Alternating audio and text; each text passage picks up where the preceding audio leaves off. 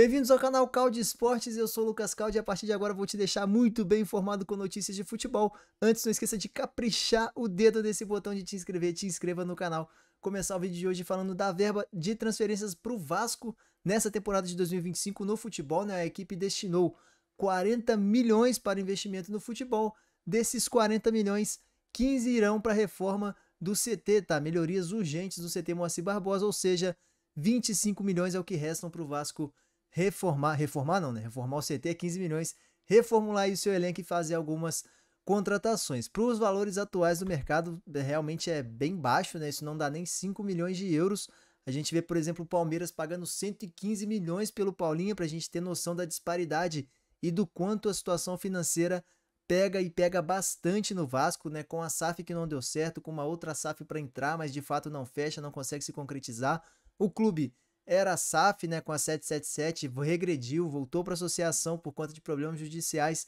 Enfim, Vasco numa situação bem complicada para começar a temporada de 2025 com uma verba bem abaixo dos concorrentes, principalmente se for olhar os seus rivais, né? O Fluminense tem se reforçado, o Botafogo e o Flamengo nem se fala, né? Times que têm atualmente um poderio econômico bem maior comparado ao Vasco. Por falar em futebol carioca, vamos falar do Fluminense que de fato concretizou o empréstimo de John Kennedy aí ao Pachuca, né? O Pachuca pagou 3 milhões para o Fluminense para liberar o John Kennedy por empréstimo e tem a opção de compra em contrato fixada em 6 milhões de dólares, ou seja, 36 milhões e 600 mil reais aproximadamente na cotação atual.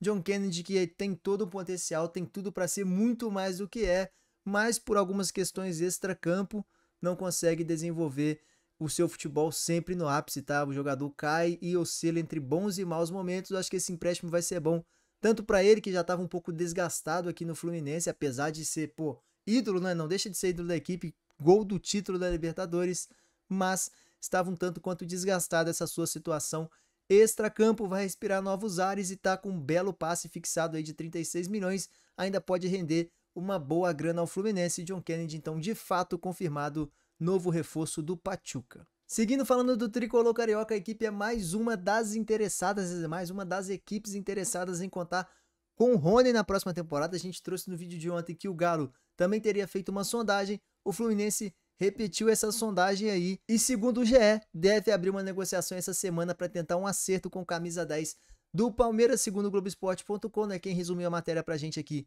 foi o Planeta do Futebol. O Rony, que na minha opinião 1 milhão e pouco de salário para ele, eu acho um custo-benefício bem alto, tá? Um custo-benefício bem ruim, na verdade, mas Fluminense também interessado na contratação do Rony, o que o lado massa é que mostra que o Fluminense está preocupado em não fazer feio no Super Mundial, tem reforçado o seu elenco com peças tanto quanto estratégicas ali, né? Trouxe o Hércules do Fortaleza, que é um belíssimo jogador, tem feito aí alguns ajustes no elenco, algumas saídas também. Enfim, tá equilibrando um pouco mais um time, deixando um time um pouco mais a cara do Mano também, o Canóbio chegando. Tá preocupado realmente em melhorar um pouco a qualidade, principalmente a qualidade coletiva do elenco, para que tenha um resultado mais satisfatório do que foi esse ano de 2024, que foi um sufoco só. Por falar em Rony, que é do Palmeiras, o Palmeiras segue tentando mais contratações no mercado de transferências. Agora o Andreas Pereira, né, acertou as bases salariais com o Andreas Pereira, já vem esse namoro há um tempinho nessa janela de transferências. O que estava pegando é uma forte resistência por parte do clube inglês, tá, que está fazendo de tudo para manter o jogador, mas a vontade do jogador é vir para o Brasil, voltar para o Brasil no caso, né, ele já defendeu o Flamengo, e vir para o Palmeiras defender a camisa do Verdão. A proposta fixa é de 20 milhões de euros, ou seja, 127 milhões de reais. Se a gente comparar o valor dessa proposta aqui com a proposta, com toda a verba do Vasco, né, para a gente ver a discrepância que está essa situação.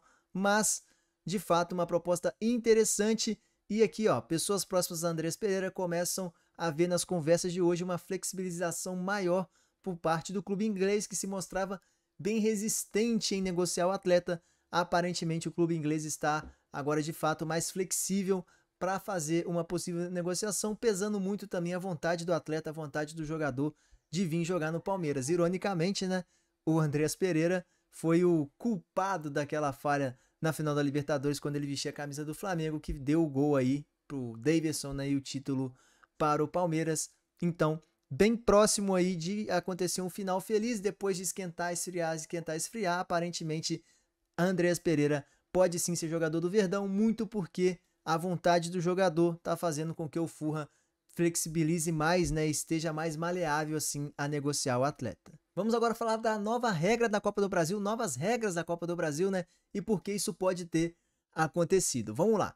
Primeira nova regra, primeira fase, temos ali as equipes de menor ranking jogando dentro de casa contra as de maiores ranking, isso daí não mudou nada. O que muda é que na primeira fase quem tem o melhor ranking jogava pelo empate, tá? O empate classificaria a equipe melhor ranqueada, agora isso não vai acontecer. Empatou na primeira fase, partida irá para as penalidades máximas, o que aumenta a chance de zebra, o que pra gente é bom, né? A gente gosta de ver uma zebra ali, uma equipe azarã conseguindo avançar mais, tirando equipes grandes e etc. Acho que essa é a razão da Copa do Brasil, né? Não tem aquele slogan lá que é a competição mais democrática do país? Então, acho que a razão da Copa do Brasil é isso, e isso agrada muito as federações também, porque tu vai conseguir ter seu time ali um pouco mais adiante, caso ele consiga empatar e, de fato, avançar nas penalidades, o que acontece com frequência, tá? A gente vê várias equipes aí, principalmente equipes de Série A, B, passando apertos, principalmente por questão de mando de campo, viagem, deslocamento, e as equipes locais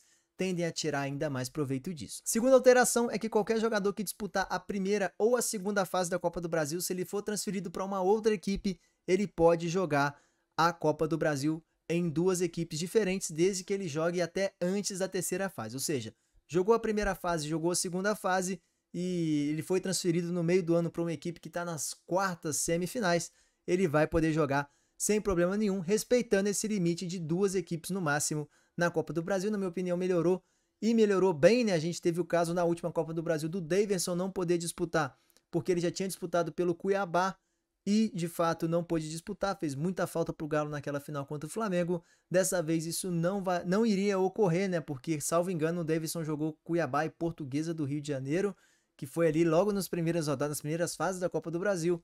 Isso não impediria dele jogar. Uma mudança bem benéfica, na minha opinião. Pô, o time tá lá, o jogador tá lá, tá pagando o salário do jogador e não vai poder jogar a Copa do Brasil porque lá no início do ano ele jogou por outro clube. Na minha opinião, não faz sentido nenhum. Agora, por que a CBF está preocupada em mudar esse regulamento da Copa do Brasil? Pessoas acreditam, e eu lendo também acreditei, que é muito por conta do Ronaldo ter forças aí na candidatura para ser o próximo presidente da CBF. O que isso tem a ver? Quem vota para presidente da CBF são os chefes das federações estaduais. Essa medida foi muito boa para as federações estaduais, que é aquilo que a gente falou, né? Porque a federação quer que sua equipe vá o mais longe possível. Ele fazendo essas medidas, ele agrada todo mundo de todas as federações, porque todas as federações têm times que não são tão bem ranqueados assim, mas que terão chances maiores contra equipes grandes, tá? Contra equipes da capital, contra equipes da Série A, da Série B e afins. Ou seja, é uma medida que agrada todo mundo, né? Agrada um todo. Talvez não vá agradar os clubes grandes, assim, que vão tropeçar na primeira rodada. Isso vai acontecer, alguma eliminação, alguma zebra vai acontecer, mas isso faz parte do futebol. Mas é uma medida que agrada a maioria. E é muito difícil a CBF tomar uma medida que agrada a maioria. Então, acredita-se que isso já é a sombra do Ronaldo. Enfim, agradando mais as federações do que vinha agradando ultimamente. Belezinha? Bom, é isso, esse foi o nosso vídeo de hoje, espero muito que você tenha gostado. Se gostou, não esqueça de te inscrever aqui no canal. Tamo junto demais, até a próxima, valeu, falou e fui!